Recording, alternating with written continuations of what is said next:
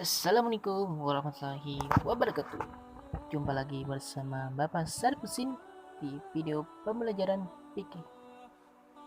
Video pembelajaran ini kita masuki bab 2 yang berjudul bersuci dari najis dan hadas.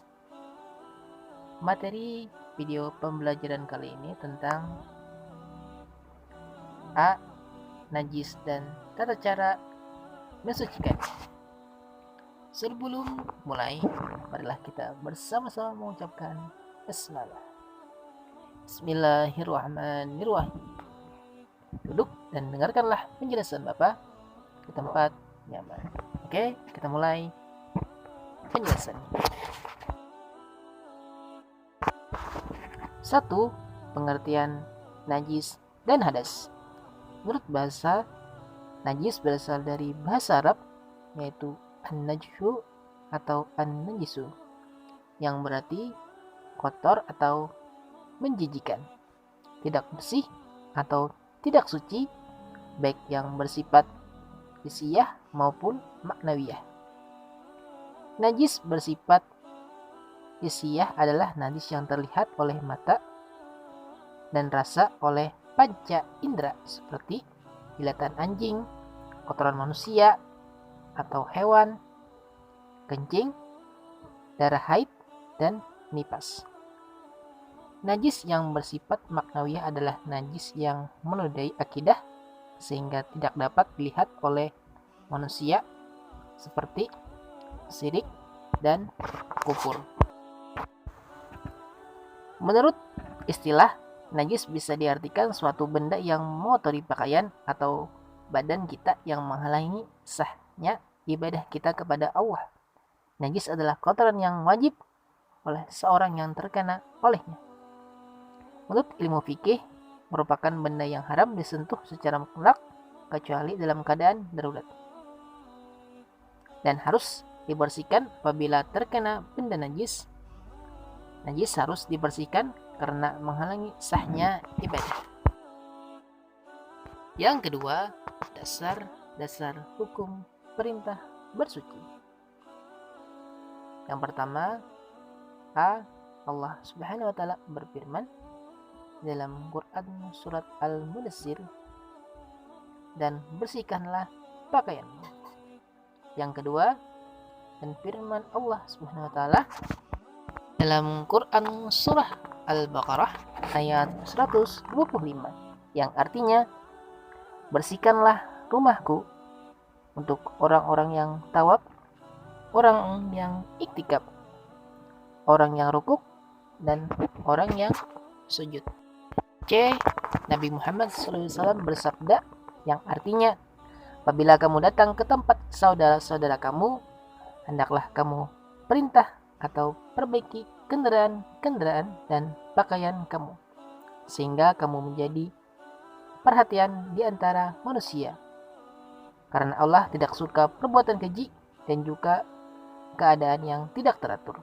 Hadis riwayat Imam Ahmad, Imam Abu Daud, Imam Al-Hakim, Al-Baihaqi dari Sahalnya bin Hanzaliyah. 3. Macam-macam najis dan tata cara taharah. Yang pertama adalah najis mukhafafah, yaitu ringan. Mukhafafah adalah najis yang diringankan seperti air kencing bayi laki-laki dan perempuan yang belum pernah makan sesuatu kecuali ASI, air susu ibu. Cara mensucikannya cukup dengan memercikkan air ke bagian yang terkena najis sampai bersih. 2. Najis mutawasitah, sedang. Mutawasitah merupakan najis yang berada di tengah-tengah antara mukhafafah dan mughaladah, dan najis yang keluar dari kubul dan dubur manusia kecuali air mani. Yang pertama, najis ainiyah adalah najis yang berwujud atau tampak, masih dapat dilihat dan dirasakan salah satu atau ketiga sifatnya, baik warna, rasa, dan baunya. Najis hukmiyah adalah najis yang tidak tampak seperti bekas kencing. Contoh najis mutawasitah di bawah ini. A. Madhi, yaitu air yang keluar dari kemaluan laki-laki dan perempuan dengan ciri-ciri berikut. Pertama, satu, warna kekuning-kuningan. Kedua, proses keluarnya disertai rasa syahwat atau bersama dengan melemahnya rasa syahwat. 3, tanpa ada rasa kenikmatan. 4, terjadi pada orang yang telah balik. 5, lebih sering terjadi pada perempuan. 6, terkadang keluar tanpa disadari. B. Air wadi, yaitu air yang keluar dari kemaluan laki-laki dan perempuan dengan ciri-ciri sebagai berikut. Pertama, berwarna campuran putih, keruh, dan kental. 2, keluar setelah buang air kecil. 3, dalam kecapian setelah mengangkat barang berat. 4, dialami oleh orang yang sudah atau belum balik. Cara mensucikannya, dibilas dengan air sehingga hilang semua sifat, bau, warna, dan rupanya. Ketiga, najis mughaladah atau berat. Mughaladah adalah najis yang diperberat seperti anjing dan babi. Termasuk najis ini adalah air liur kedua binatang tersebut, sperma keduanya, dan anak-anak dari hasil persilangan dengan hewan lainnya.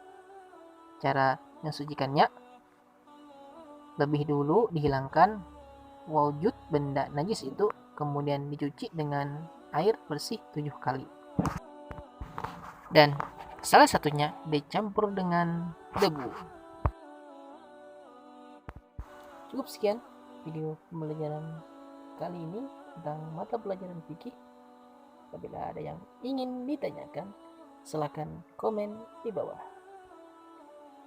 Bila ada salah, mohon dimaafkan. Assalamualaikum warahmatullahi wabarakatuh. Sampai berjumpa di video pembelajaran lainnya. Dadah.